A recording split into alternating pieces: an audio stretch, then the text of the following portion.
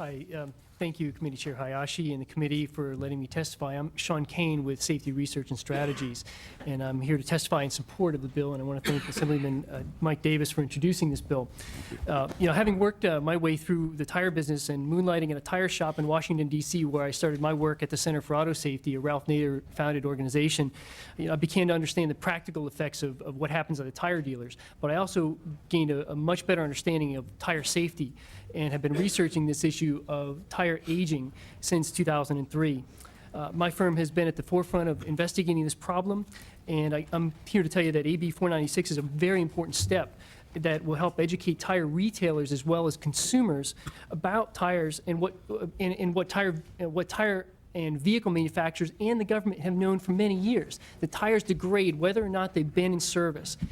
The science behind this is not a question anymore. It has been documented. In fact, since the 1930s, the material science has been well documented in the literature. We've had peer-reviewed study after peer-reviewed study, most recently by Ford Motor Company, whose recommendations have come out that said 6 years is at a point in time where we draw the line. This is a point in time where we believe the tires need to be removed from service because they represent an increased hazard. And in doing so, they put a warning in their owner's manuals. They put a warning on their websites. The problem is that that warning is not translating down to the consumer level.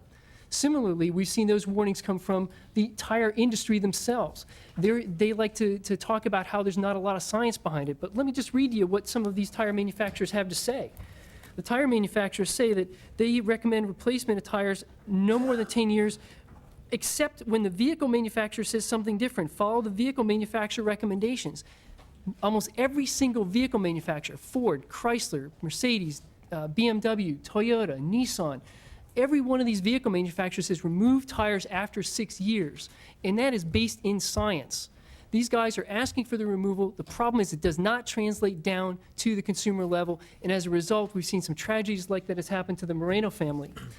One of the things that I also want to point out is that we've seen a lot of news reports on this issue, and recently there was a news report about Walmart selling 7, 8, 9-year-old tires, and when confronted about it, their position was, well, there's no law that prevents us from doing this. Well, there isn't a law that prevents it, but certainly disclosure will change their practices. Disclosure will go a long way to change these practices and keep consumers in the forefront of the information that they need to know and keep these crashes from happening.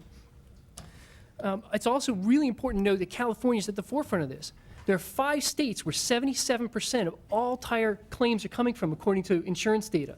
One of them is California. And what's remarkable about that is 84% of those tire claims are tires that are older than 6 years old. They're clearly disproportionately represented here. So in summary, what I'd like to say is thank you for your supporting this bill. I think it's an important bill. It goes a long way.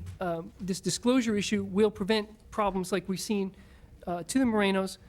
What we need to do is take what the automakers know, take what the tire manufacturers know, take what the federal government knows, and bring it to the consumer. Again, thank you all for giving me the opportunity to testify here today. Thank you, Nick.